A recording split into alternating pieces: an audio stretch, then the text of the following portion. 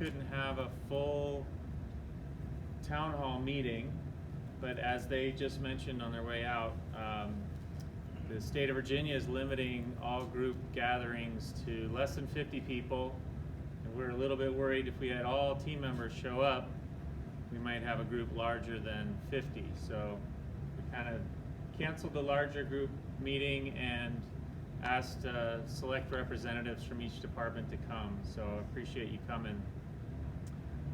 Hopefully many of you saw the, sorry, I'm going to be walking around.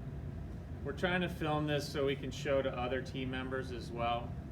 But hopefully many of you saw the guidance from Pinnacle Living that came out last Thursday, or you might have seen it on Friday, where it talked about the different restrictions that we're putting in place to try to help keep our residents and team members safe during the outbreak. Some new guidance came out from the Centers for it was from Centers for Medicare and Medicaid Services on Friday, and it's specifically targeted at nursing facilities and by extension assisted living communities. And Pinnacle Living has chosen to follow that guidance, and so we're implementing additional restrictions on resident movement and resident gathering starting this afternoon and going into tomorrow morning. So the primary additional guidance is that they suggest that we not have congregate dining or communal dining. So in order to adhere to that, we're going to start serving all resident meals in their rooms starting at breakfast tomorrow. And I think any of you who have worked here since we had the norovirus outbreak in quarantine a couple years ago, that's similar to that situation where everybody had to stay in their rooms and we served everybody's meals there. I think it's probably a good thing to think of it very similar now, in that we're going to keep all residents in their rooms. We are going to serve them their meals, and we're not going to have any group activities outside of resident rooms. Well, not that we would have them in their rooms, but. So I made that announcement to many residents today at lunch, and there were some good questions about what types of activities will continue to be allowed. One of those is visiting the mailboxes. Many people are concerned that they continue to have access to their mail, and we can allow that.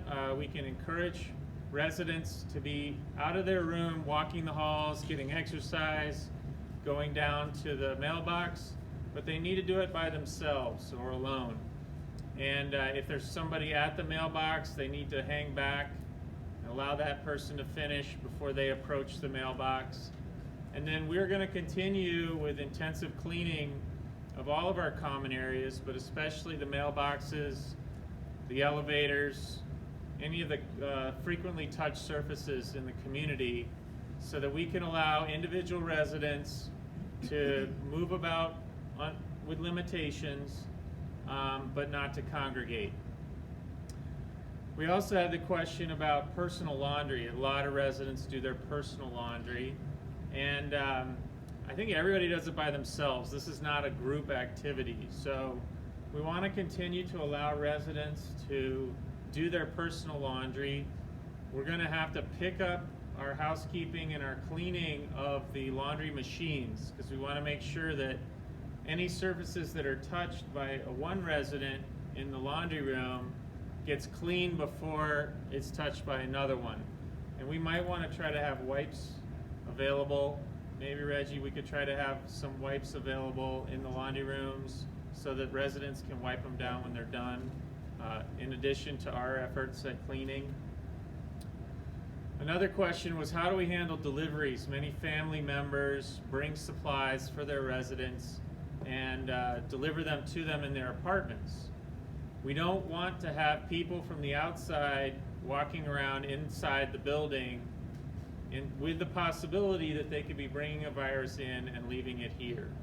So we're asking family members or anybody with a delivery, bring it to the front desk. we can put the resident's name on it. We can inform them that it's there and they can come down and pick it up, or we can take it up to their room for them. We frequently do that. So that way we can limit any outside people coming in. They also asked about the lemon tree store. And with the elimination of all of our outside trips, including to the grocery store and the pharmacy, we want to keep the lemon tree open and available. But we're going to encourage residents to only visit one at a time, or maybe one or two people at a time, as long as they stay separate and apart while they're in the lemon tree store. We also want to give them the opportunity to meet with Matt and order groceries and supplies from Peapod, because a lot of people rely on that, and they're not going to be able to have as many deliveries from family members, so we want to give them that option to order from Lemon Tree and Peapod. There was also a concern about exercise. How do I exercise? We're going to close the exercise gym, and Yasmin, maybe you can lock the door on the gym so people can't use it in off hours. But we want people to be able to walk around, so both inside and outside. It's actually great if people can get outside by themselves, walk around campus, get fresh air, and then come back inside. We're also going to encourage residents to walk the hallways, just not together. And if they pass somebody in the hall, like, keep your distance, pass quickly, don't linger, those types of things. Trying to keep the exposure as limited as possible. What we're hoping is that by putting these strict measures in place now, we could maybe avoid a bad outbreak here in the future. I don't know if many of you know, but the virus has a relatively long incubation period of up to 2 weeks. So any person can be exposed and contract the virus and become contagious up to 2 weeks prior to showing symptoms or becoming sick.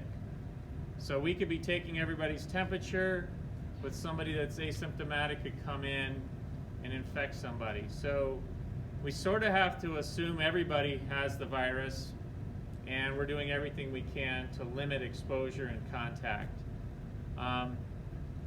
Some of the huge things that we can all do is hand hygiene. I see everybody hitting the hand sanitizer hard, and that's great.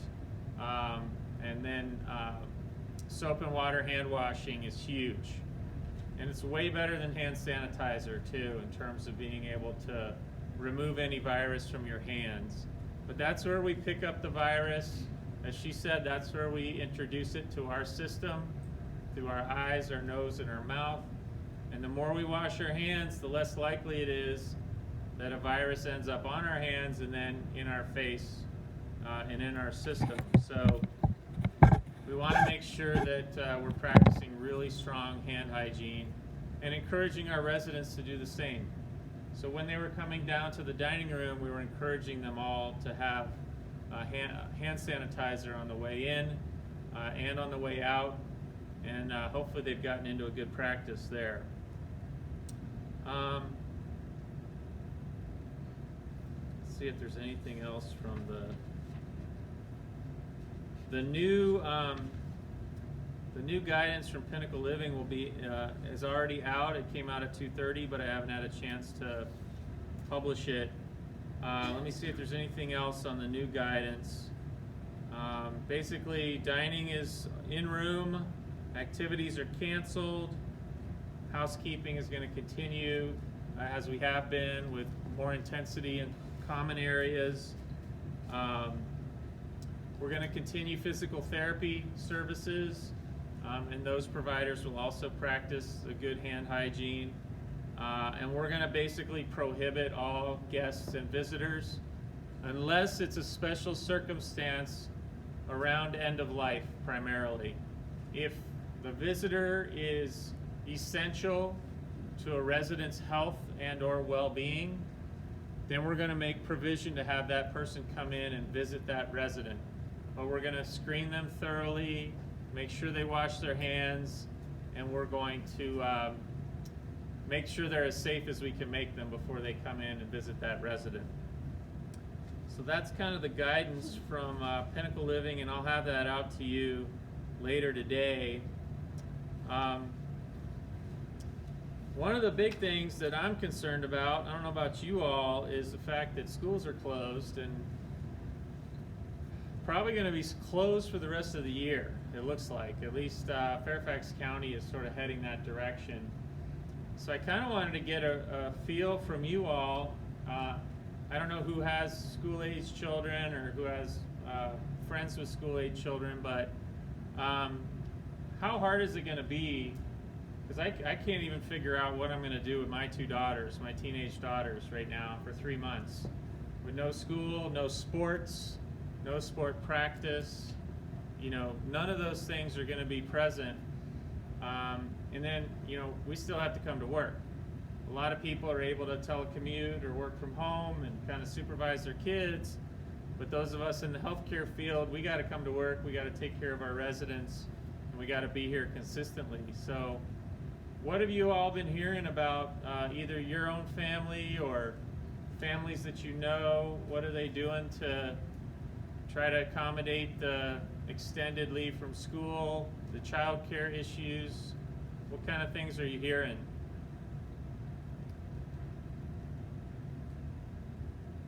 Is anybody hearing anything? Nobody's concerned about school being out? Donna? There's a Facebook page. I'm part of the Hernan community, and people like who have kids like yours, they're putting them out there saying, you know, we're available to babysit if you have an emergency or if you have to be at work. So there are venues where if you're desperate for kid care, perhaps you can connect with a teenager who's desperate for something to do. So just an idea. That's a good idea.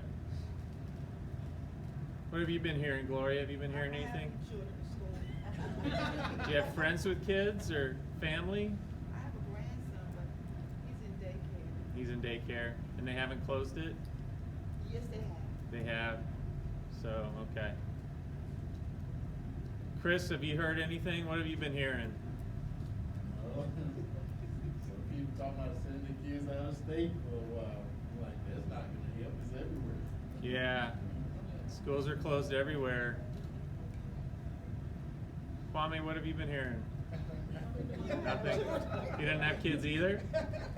Oh, maybe nobody have kids here. That we're in good shape. I know Yasmin has kids, but I think there's just programs that communities, just like Donna said, are trying on their Facebook pages. Come up on their own. Just to come up on their own of how they can support each other. The out-of-state thing is, I know, a big thing, because if you have grandma out of state, they can at least be with someone that is family, because a lot of the child care centers are closing. Right. Now there are restaurants and schools that are offering meals for those kids, because I think that's a big concern, is a lot of those kids do get to have a hot meal when they go to school. So those are available on the school websites, along with on Facebook and Instagram. They've been really doing a great job of the schools, the restaurants, and the community areas that are providing meals and support in that way, because that's a big thing for a lot of our kids. a lot of kids rely on those meals from school, that's right. So anyway, that's kind of where we're headed right now on the coronavirus. We're taking it super serious, trying to do everything we can to be aggressive and protect residents and team members. Everything I'm reading says it's going to get a lot worse before it gets better. I don't know what you all are reading, but I'm looking at stuff from the CDC, World Health Organization, Virginia Department of Health, the Alexandria Department of Health, New York Times, Washington Post, WTOP. Most of them are saying that chances are we're going to follow along with the likes of Italy and Germany and France and some of those other countries that are really seeing a massive explosion of new cases every day. So And I also feel like, I don't know what you've read either, but it feels like it's going to be a long-term thing. Like we're going to be stuck in this for at least 2 months, maybe 10 weeks, where it's going to take that long for the virus to work itself through everybody that lives here, and kind of start to resolve on its own. That seems to be kind of the time frame that China went through. Seems to be along the lines that Italy's looking at right now. So we kind of have to have a mindset of thinking long term, that we're going to be in this for a long period of time, and we just have to pace ourselves and maintain our energy level and make sure that we can sustain this, because it's going to be a long haul, and it's like I said, probably going to get worse before it gets better. Any questions on how we're approaching the outbreak? Any concerns? Any thoughts? Maybe we can just note, since this video is going out, if they have concerns about childcare or anything, to let their Yeah. supervisor know immediately to Great. see how there could be any assistance. Yeah, a couple Or things. food, Couple or things. supplies, If you are aware of anybody feeling ill in any way, make sure that they coordinate with their supervisor and they don't come to work. Okay. The last thing we want is somebody who's symptomatic to show up to work and not us not be able to keep them out. Likewise, if you're having issues with childcare, you think that's going to be an issue, before you call out, please call your supervisor and let us know what your issue is. Maybe we can work something out that would allow you to continue to come to work. There's something else. Details about SSLB? Would you- I don't really have much on that. Any other? They work in a facility that has. Oh, right. Thank you. We really do need to know if anybody's working at another long-term care community or any other company, especially if there's an active case of COVID-19 at that other location. We're really going to have to be careful about that, and if anybody becomes aware of anybody that works at another community that has an issue, we need to address that. We need to either allow them to work all their time at that other place, or to not go back and just work exclusively here. We can't have somebody working at a place with a case and then coming here to work. That's just not gonna be good for containment. So that's very good. What else? Well, that's about all I had for coronavirus. We have a couple updates on the main level renovation. I know that seems like a low priority now, but I don't know if anybody's noticed, but we got a tore up main lobby up there, and it would be horrible to have to stop construction now and just leave that like it is. So we're trying to continue construction and continue the work there to put it all back together. We finally received a building permit, so we have that in hand, and we are able to proceed with construction in the lobby. Before the coronavirus hit, we were planning to move from the auditorium back up to the main dining room by the 28th of March. But I have a strong feeling that our residents are going to be having all their meals in their rooms on March 28th, which is only, what, 8 days away, however long it is. So that's probably going to be delayed even more.